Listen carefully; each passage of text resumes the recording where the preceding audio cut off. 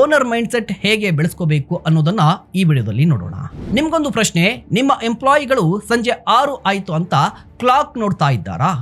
ಅಥವಾ ಈ ಕಂಪನಿ ಇನ್ನೂ ಹೇಗೆ ಗ್ರೋತ್ ಆಗಬೇಕು ಅಂತ ಯೋಚಿಸ್ತಾ ಇದ್ದಾರಾ? ಇವೆರಡರ ನಡುವೆ ವ್ಯತ್ಯಾಸ ಸ್ಯಾಲರಿ ಅಲ್ಲ, ಮೈಂಡ್ ಸೆಟ್. ನೀವು ನೋಡ್ತಾ ಇದ್ದೀರಾ ಸುಮನ್ ಟಿವಿ ಬಿಸ್ನೆಸ್. ನಾನು ನಿಮ್ಮ ಮಹೇಶ್ ದಂಡು. ಬಹಳಷ್ಟು ಬಿಸ್ನೆಸ್ ಓನರ್ಸ್ ಹೇಳ್ತಾರೆ, ನನಗೆ ಓನರ್ ರೀತಿ ಯೋಚಿಸುವ ಎಂಪ್ಲಾಯಿಗಳು ಸಿಗ್ತಾ ಇಲ್ಲ ಅಂತ.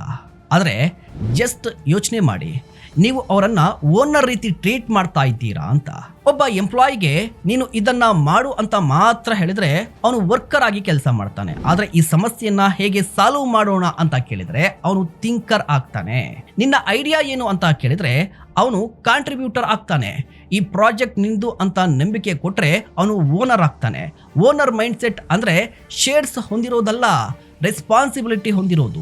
ಗೂಗಲ್ನ 20% ಟೈಮ್ ಪಾಲಿಸಿ ಮೂಲಕ ಅನೇಕ ಇನೋವೇಷನ್ಸ್ ಬಂದಿದೆ.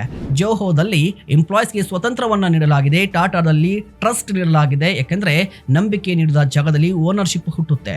ಸೊ ಇವತ್ತಿನಿಂದ ನಿಮ್ಮ ಟೀಮ್ಗೆ ಒಂದು ಪ್ರಶ್ನೆಯನ್ನ ಕೇಳಿ, ಈ ಕಂಪನಿ ನಿನ್ನದಾಗಿದ್ರೆ ನೀನು ಯಾವ ಬದಲಾವಣೆಯನ್ನ ಮಾಡ್ತಾ ಇದ್ದೆ ಅಂತ.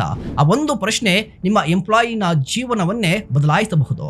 ನೆನ್ಪಿಟ್ಕೊಳ್ಳಿ, ಇನ್ಸ್ಟ್ರಕ್ಷನ್ಸ್ ಫಾಲೋವರ್ಗಳನ್ನ ತಯಾರಿಸುತ್ತೆ, ಇನ್ವಾಲ್ವ್ಮೆಂಟ್ ಓನರ್ಗಳನ್ನ ತಯಾರಿಸುತ್ತೆ. ಆಲೋಚಿಸುವ ಜನರು ಒಂದು ದಿನ ಸಾಮ್ರಾಜ್ಯವನ್ನ ನಿರ್ಮಿಸ್ತಾರೆ. ನೀವೇನು ಹೇಳ್ತೀರಾ? ದಯವಿಟ್ಟು ಕಮೆಂಟ್ ಮಾಡಿ. ಇಂತಹ ಮತ್ತಷ್ಟು ಕಂಟೆಂಟ್ಗಾಗಿ ನೋಡ್ತಾ ಇರಿ ಸುಮನ್ ಟಿವಿ ಬಿಸ್ನೆಸ್.